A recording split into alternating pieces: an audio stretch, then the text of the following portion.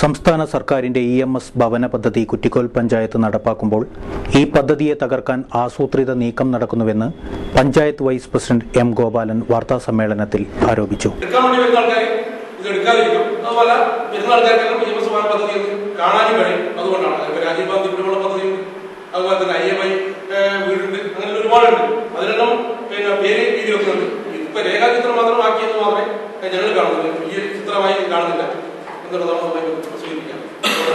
നമ്മൾ കൊടുത്ത അസറ്റ് അവിടെ കാണണം എന്നുള്ളതാണ് വളരെ പ്രധാനപ്പെട്ട ഇതിൽ ഞങ്ങളുടെ ലക്ഷ്യം. സംസ്ഥാന വ്യാപകമായിട്ട് നടപ്പിലാക്കുന്ന ഒരു പദ്ധതിയാണ്. വേറെ ഏതെങ്കിലും പഞ്ചായത്തുകളിൽ ഇങ്ങനെ ചെയ്യുന്നതായിട്ട് നമുക്കറിയാമോ? ഇതൊരു പ്രാദേശിക സർക്കാരിന് ഇത് ലോകത്തിലായ മാതൃകയായിട്ടുള്ള ഒരു പ്രോജക്റ്റ് നടപ്പിലാക്കുമ്പോൾ സ്വാഭാവികമായി ഭരണസമിതി ഏകകണ്ഠമായ തീരുമാനമെടുത്താൽ നടപ്പിലാക്കാൻ വേണ്ടി കഴിയും. അതൊരു മാതൃക ഇത് മറ്റു പഞ്ചായത്തുകൾക്ക് മാതൃകയാവാം. ഒരു പഞ്ചായത്തിന് മാത്രം മാതൃകയാക്കണമെന്നില്ല.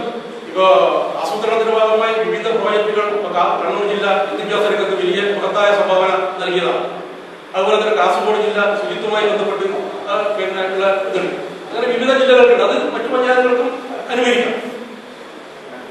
പഞ്ചായത്ത് മാത്രമല്ലല്ലോ ഈ പദ്ധതി നടപ്പാക്കുന്നത്. ഇതിനകത്ത് ആക്ഷേപം ഉണ്ടാകാൻ കാരണം നിങ്ങളിങ്ങനെ ചോദിച്ചുകൊണ്ടാണ്. അതിലൊരു സംസ്ഥാന സർക്കാർ നടപ്പിലാക്കുന്ന ഒരു പദ്ധതിയാണ്. സംസ്ഥാന സർക്കാർ അതിൽ EMSന്റെ ഈ ഫലം കൊടുക്കാൻ നിർദ്ദേശിച്ചിട്ടുണ്ട്.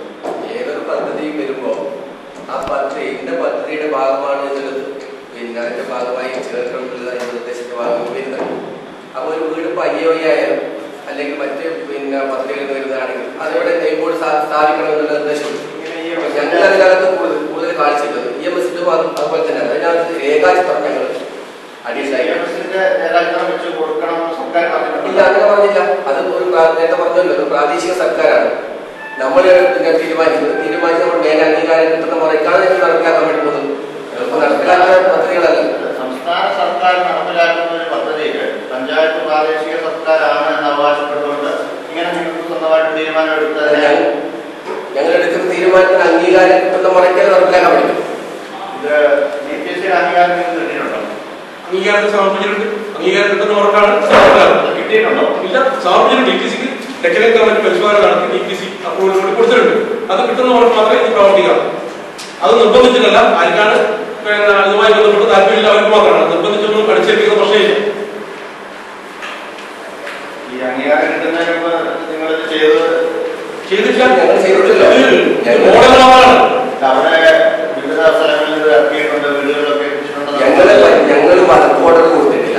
ഞങ്ങൾ ഒരു വീടിനകത്ത് ഇതുവരെ കൊടുത്തിട്ടില്ല. ഒരാളോട് ഞങ്ങൾ ഇതിന്റെ വിഹിതം എന്തെങ്കിലും വാങ്ങിയിട്ടില്ല. ഞങ്ങൾ പഞ്ചായത്ത് അനുസരിച്ച് തീരുമാനിച്ചു.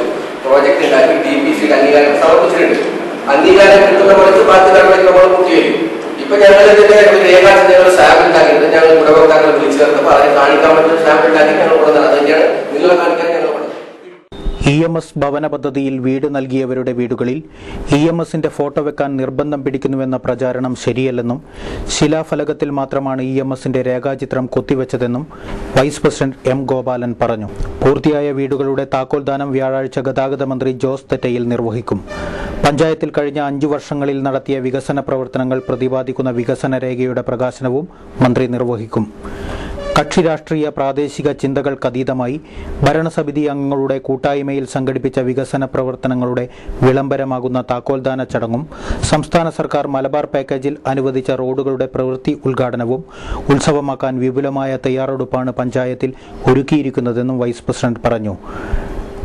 T. രാജൻ, T. ബാലൻ എന്നിവർ വാർത്താസമ്മേളനത്തിൽ പങ്കെടുത്തു.